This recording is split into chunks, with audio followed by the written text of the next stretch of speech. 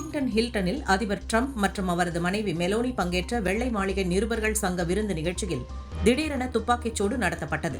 பாதுகாப்பு படையினர் அவர்களை அங்கிருந்து பத்திரமாக வெளியேற்றினர். அமெரிக்க துப்பாக்கிச்சூடு சம்பவத்தில் பாதுகாப்பு படையினர் விரைந்து செயல்பட்டனர்.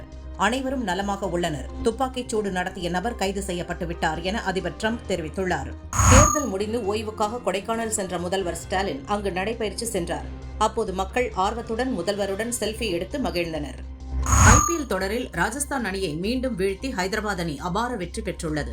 18.3 ஓவரிலேயே நிர்ணயிக்கப்பட்ட 229 இலக்கை எட்டி புள்ளிப்பட்டியலில் 3வது இடத்தை பிடித்தது.